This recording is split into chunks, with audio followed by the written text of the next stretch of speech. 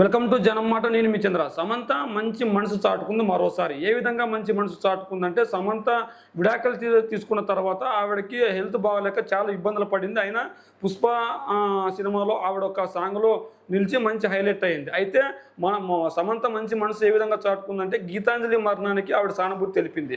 గీతాంజలి మరణానికి ఆవిడ సానుభూతి తెలపడమే కాకుండా, గీతాంజలి మరణం నన్ను చాలా మనసు కలిచివేసింది. గీతాంజలి ఇలాంటి మహిళలకు చాలా అండగా మనమంతా అండగా ఉండాలని చెప్పి ఆవిడ చెప్పుకొని వచ్చింది.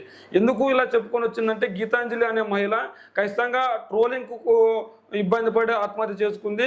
ఇలాంటి సమాజాన్ని మనం నిర్మించాల్సిన అవసరం లేదు. ఇలాంటి సొసైటీని కూడా మనం నిర్మించాల్సిన అవసరం లేదు. మంచి సోషల్ మీడియా వేదికగా మంచిని పంచుకుందాం, చెడును తరిమేద్దాం అన్న విధంగా ఆవిడ ట్వీట్ పెట్టింది.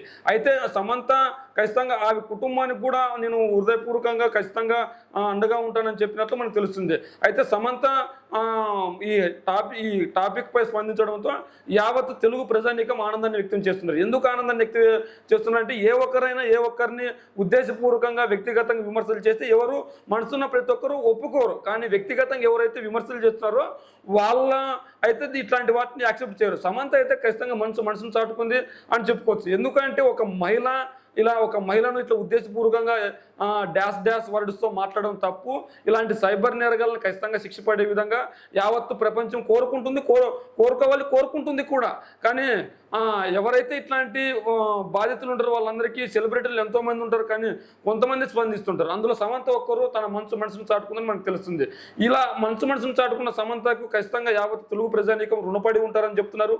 ఎందుకు తెలుగు ప్రజానీకం రుణపడి ఉంటారంటే, సమంత ఖచ్చితంగా నాగ చైతన్యతో విడాకులు తీసుకున్న తర్వాత ఆవిడ కూడా చాలా ట్రోలింగ్స్ పాల్పడమే కాకుండా చాలా ఇబ్బందికరమైన సన్నివేశాలు కూడా చూసింది. అయినా కూడా ఆవిడకి మానసికంగా ఎన్నో ఇబ్బందులు ఉన్నప్పుడు కూడా తన ఫ్యాన్స్ తనకు అండగా ఉన్నారు కాబట్టి ఆ రోజు ఆవిడ నిలవగలిగింది.